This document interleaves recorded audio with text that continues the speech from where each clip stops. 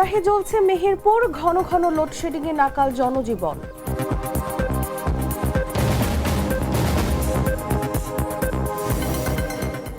উচ্ছেদ হওয়া হকারদের দ্রুত পুনর্বাসনের নির্দেশ প্রধানমন্ত্রীর।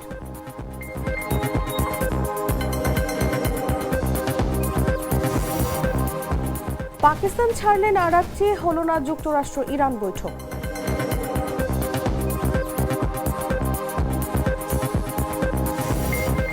নৈশভোজের সময় বিকট শব্দ, সরিয়ে নেওয়া হলো ট্রাম্পকে।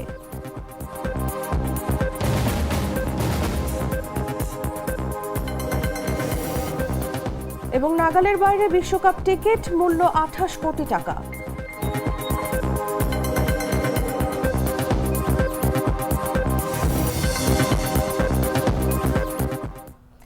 এতক্ষণ শুনছিলেন সংবাদ শিরোনাম। দর্শক, আমন্ত্রণ সকাল 9টার নিউজে, সাথে আছি আমি তাসলিমা তিথি। মশলা বদলে ফেলেছি, এবার আপনিও বদলে ফেলুন। একবার প্রাণ গুঁড়া মশলা ব্যবহার করেই দেখুন। চলে যাচ্ছি পুরো খবরে। তীব্র তাপদাহের দহন, তার সঙ্গে বিদ্যুৎ সংকটের যন্ত্রণা, এ যেন মরার উপর খাড়ার ঘা।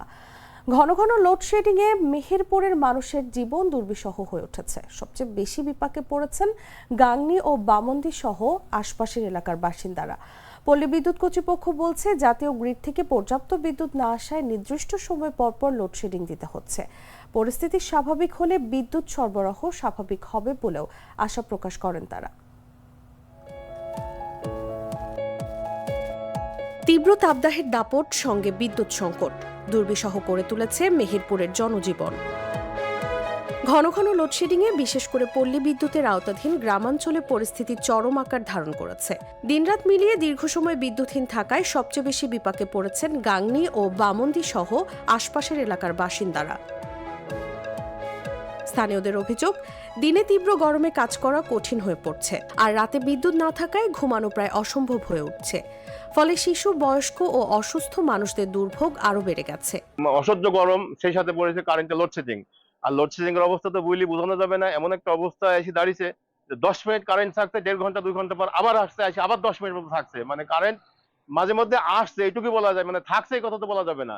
মানে এর আগে একটা কৌতুকের শুনছিলাম যে কারেন্ট যাওয়ার সময় তাড়াতাড়ি আসতে দেরি হয় কেন, বলে যাওয়ার সময় আলো থাকে ওই জন্য তারা খুব দ্রুত চলে যেতে পারে, আর আসার সময় অন্ধকারে খুব আস্তে আস্তে আসে, এই জন্য দেরি হয়। এদিকে জ্বালানি তেলের সংকটের কারণে বিকল্প ব্যবস্থাও গ্রহণ করতে পারছে না এলাকাবাসী। তারা বলছেন, আগে জেনারেটর ব্যবহার করে কিছুটা পরিস্থিতি সামাল দেয়া গেলেও এখন ডিজেলের উচ্চ মূল্য এবং অপ্রতুলতার কারণে সেটা সম্ভব হচ্ছে না।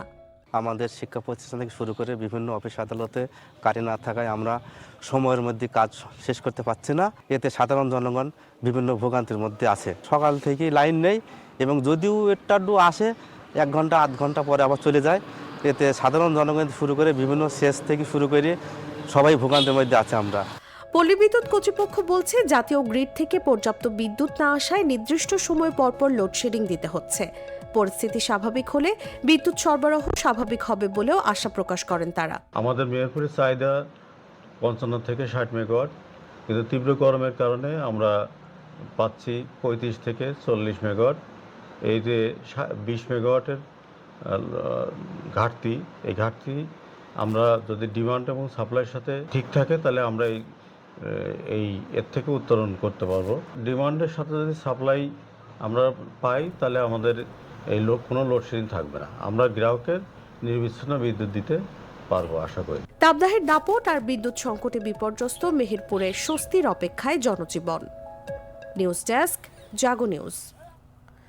রাজধানীর সড়ক থেকে উচ্ছেদ হওয়া হকারদের দ্রুত পুনর্বাসনের নির্দেশ দিয়েছেন প্রধানমন্ত্রী তারেক রহমান। এ বিষয়ে সংশ্লিষ্ট কর্তৃপক্ষকে প্রয়োজনীয় ব্যবস্থা নিতে বলেছেন তিনি। শনিবার দুপুরে তেজগাঁওয়ে প্রধানমন্ত্রীর কার্যালয়ে অনুষ্ঠিত এক বৈঠকে তিনি এই নির্দেশ দেন। বৈঠকে প্রধানমন্ত্রী সংশ্লিষ্ট মন্ত্রণালয় এবং প্রতিষ্ঠানের সমন্বয়ে দ্রুত বিকল্প স্থান নির্ধারণ করার নির্দেশ দেন।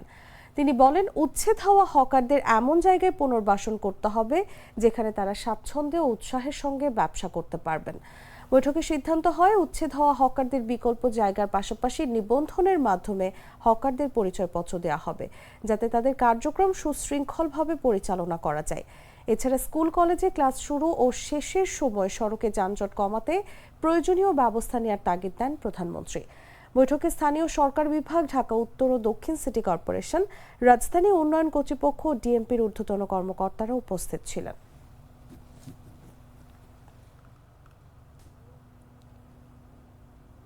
তেরো কোটির বেশি টাকা আত্মসাতের অভিযোগে ঢাকাই সিনেমার আলোচিত নায়িকা পূজা চেরির বাবা দেবপ্রসাদ রায়কে গ্রেফতার করেছে ক্যান্টনমেন্ট থানা পুলিশ।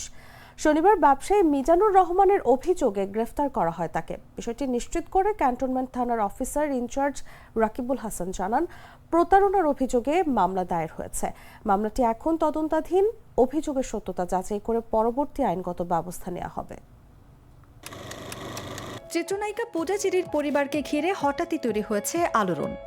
১৩ কোটি টাকারও বেশি আত্মসাতের অভিযোগে তার বাবা দেবপ্রসাদ রায়কে গ্রেফতার করেছে ক্যান্টনমেন্ট থানা পুলিশ। বিষয়টি সামনে আসতেই শোবিজ অঙ্গনে শুরু হয়েছে ব্যাপক আলোচনা। গেল শনিবার ঢাকা মেট্রোপলিটন পুলিশের ক্যান্টনমেন্ট থানায় অভিযোগ দায়ের করেন ব্যবসায়ী মিজানুর রহমান। অভিযোগ পাওয়ার পর একই দিন অভিযান চালিয়ে দেবপ্রসাদ রায়কে গ্রেফতার করে পুলিশ। শনিবার বিষয়টি নিশ্চিত করেন ক্যান্টনমেন্ট থানার অফিসার ইনচার্জ রাকিবুল হাসান। তিনি জানান, প্রতারণার অভিযোগে মামলা দায়ের হয়েছে। অভিযুক্তকে গ্রেফতারের পর আদালতে পাঠানো হয়। মামলাটি এখন তদন্তাধীন। অভিযোগের সত্যতা যাচাই করে পরবর্তী আইনগত ব্যবস্থা নেওয়া হবে। এজাহার সূত্রে জানা যায়, সিনেমা প্রযোজনার ব্যবসার কথা বলে 2019 সালে নগদ 5,50,00,000 টাকা ধার নেন দেবপ্রসাদ রায়। পরে একই খাতে ব্যাংকের মাধ্যমে আরও 50 লাখ টাকা নেওয়া হয়। এরপর 2024 সালে নন জুডিশিয়াল স্ট্যাম্প সম্পাদনের মাধ্যমে আরও 6 কোটি টাকা গ্রহণের অভিযোগ রয়েছে। পাশাপাশি বিভিন্ন সময়ে বিকাশ, নগদ ও রকেটের মাধ্যমে মোট 1,20,00,000 টাকা পাঠানো হয় বলেও দাবি করা হয়েছে। সবশেষ 2026 সালের 30 মার্চ আরও 10,200 টাকা পাঠানো হয়। এদিকে এই ঘটনায় এখনও পূজা চেরি বা তার পরিবারের পক্ষ থেকে কোনো আনুষ্ঠানিক বক্তব্য আসেনি। ফলে প্রশ্ন উঠছে, এটি কি শুধু আর্থিক বিরোধ, নাকি সামনে আসছে আরও বড় কোনো প্রতারণার চিত্র? অনুভা বিশ্বাস, জাগো নিউজ।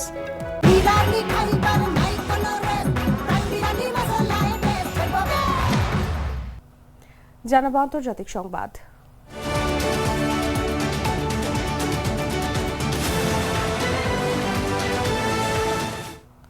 মার্কিন প্রতিনিধিদের সঙ্গে মুখোমুখি বৈঠকের সম্ভাবনা উড়িয়ে দিয়ে পাকিস্তান সফর শেষ করে তেহরানে ফিরে গেছেন ইরানের পররাষ্ট্রমন্ত্রী আব্বাস আরাকচি। শনিবার মার্কিন প্রেসিডেন্ট ডোনাল্ড ট্রাম্পের বিশেষ প্রতিনিধিদের ইসলামাবাদে পৌঁছানোর কথা থাকলেও তাদের সাথে কোনো ধরনের সাক্ষাৎ ছাড়াই আরাকচি পাকিস্তান ত্যাগ করেন। এর আগে মার্কিন প্রেসিডেন্ট ডোনাল্ড ট্রাম্প ঘোষণা করেছিলেন, ইরানের সঙ্গে আলোচনার লক্ষ্যে তিনি তার বিশেষ দূত স্টিভ উইটকফ এবং জামাতা জারেড কুশনারকে শনিবার পাকিস্তানে পাঠাচ্ছেন। এমনকি হোয়াইট হাউস জানিয়েছিল, প্রয়োজন হলে ভাইস প্রেসিডেন্ট জেডি ভ্যান্সও সেখানে যাওয়ার জন্য প্রস্তুত। তবে আরাকচি পাকিস্তানে পৌঁছানোর পরপরই ইরানের পক্ষ থেকে সাফ জানিয়ে দেওয়া হয়, এই সফরে মার্কিন সরকারের প্রতিনিধিদের সঙ্গে কোনো সরাসরি আলোচনায় বসবে না তেহরান। শেষ পর্যন্ত মার্কিন প্রতিনিধিরা ইসলামাবাদে পৌঁছানোর আগেই আরাকচি তার সফর সংক্ষিপ্ত করে বিদায় নেন। ইসলামাবাদের নিকটবর্তী একটি বিমানবন্দরে পাকিস্তানের ঊর্ধ্বতন কর্মকর্তারা তাকে বিদায় জানান। পাকিস্তান ত্যাগের আগে আরাকচি দেশটির প্রধানমন্ত্রী শাহবাজ শরীফ এবং সেনা প্রধান ফিল্ড মার্শাল আসিম মনিরের সঙ্গে গুরুত্বপূর্ণ বৈঠক করেন। বৈঠক শেষে দেয়া এক বিবৃতিতে তেহরান জানায়, আরাকচি পাকিস্তানের প্রধানমন্ত্রীর কাছে যুদ্ধবিরতি সংক্রান্ত সর্বশেষ অগ্রগতি এবং যুদ্ধ বন্ধে ইরানের নীতিগত অবস্থান বা রেড লাইনগুলো ব্যাখ্যা করেছেন।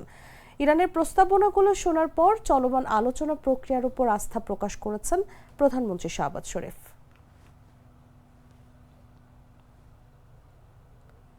যুক্তরাষ্ট্রের রাজধানী ওয়াশিংটন ডিসির একটি হোটেলে নৈশভোজ চলাকালে হঠাৎ বিকট শব্দের ঘটনায় সাময়িক আতঙ্ক ছড়িয়ে পড়ে। এ সময় জরুরি ভিত্তিতে প্রেসিডেন্ট ডোনাল্ড ট্রাম্পকে নিরাপদ স্থানে সরিয়ে নেন সিক্রেট সার্ভিসের সদস্যরা। স্থানীয় সময় শনিবার ওয়াশিংটনের হিলটনে সাংবাদিকদের সঙ্গে নৈশভোজে অংশ নিয়েছিলেন ট্রাম্প। অনুষ্ঠান চলাকালে হঠাৎ জোরে শব্দ শোনা গেলে তাৎক্ষণিকভাবে তাকে সেখান থেকে সরিয়ে নেওয়া হয়। মার্কিন সংবাদ মাধ্যম সিবিএস নিউজ জানিয়েছে, এ সময় ফার্স্ট লেডি মেলানিয়া ট্রাম্পকেও নিরাপত্তার কারণে দ্রুত নৈশভোজ থেকে সরিয়ে নেওয়া হয়। ঘটনার পরপরই এলাকায় নিরাপত্তা জোরদার করা হয়েছে এবং বিকট শব্দের উৎস খতিয়ে দেখতে তদন্ত শুরু করেছে সংশ্লিষ্ট কর্তৃপক্ষ। প্রাথমিকভাবে এটি বড় ধরনের কোনো হামলা ছিল কিনা তা নিশ্চিত হওয়া যায়নি, তবে প্রেসিডেন্ট ও উপস্থিত অতিথিরা নিরাপদ আছেন বলে জানা গেছে।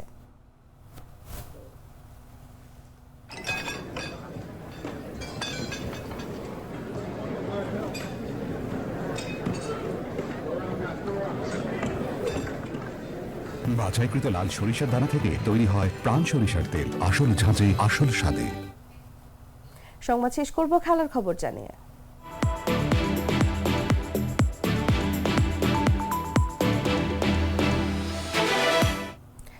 ফুটবল বিশ্বকাপের ফাইনালের একটি টিকিটের দাম 28 কোটি টাকা।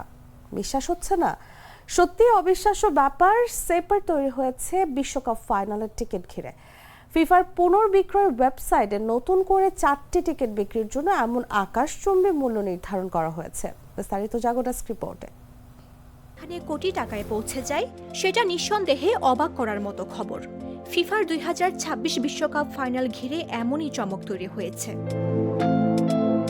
ব্রিটিশ সংবাদ মাধ্যম দ্য গার্ডিয়ান জানিয়েছে, ফিফার রিসেল সাইটে ফাইনালের 4টি টিকিট বিক্রির জন্য তোলা হয়েছে, যার প্রতিটির দাম প্রায় $23 লাখ।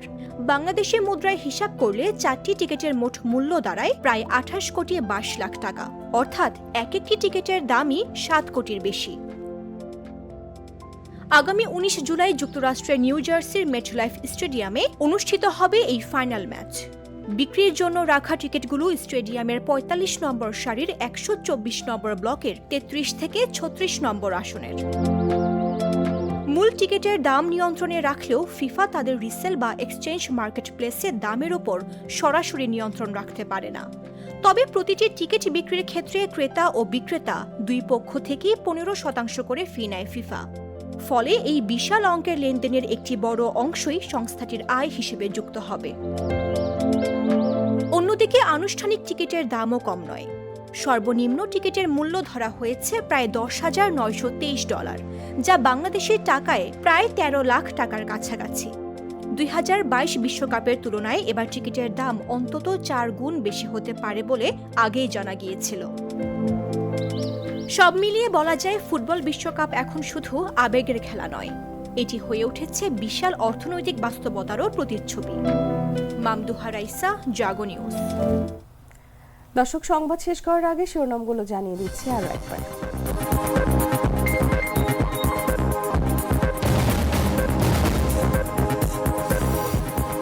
তাপদাহে জ্বলছে মেহেরপুর, ঘন ঘন লোডশেডিং এ নাকাল জনজীবন।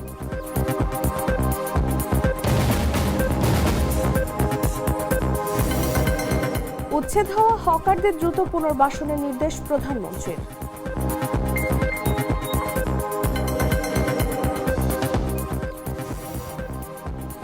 পাকিস্তান ছাড়লেন আরাকচি, হলো না যুক্তরাষ্ট্র ইরান বৈঠক।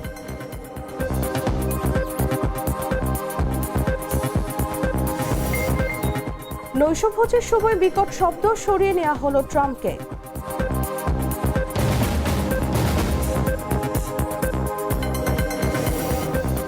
এবং নাগালের বাইরে বিশ্বকাপ টিকিট, মূল্য 28 কোটি টাকা।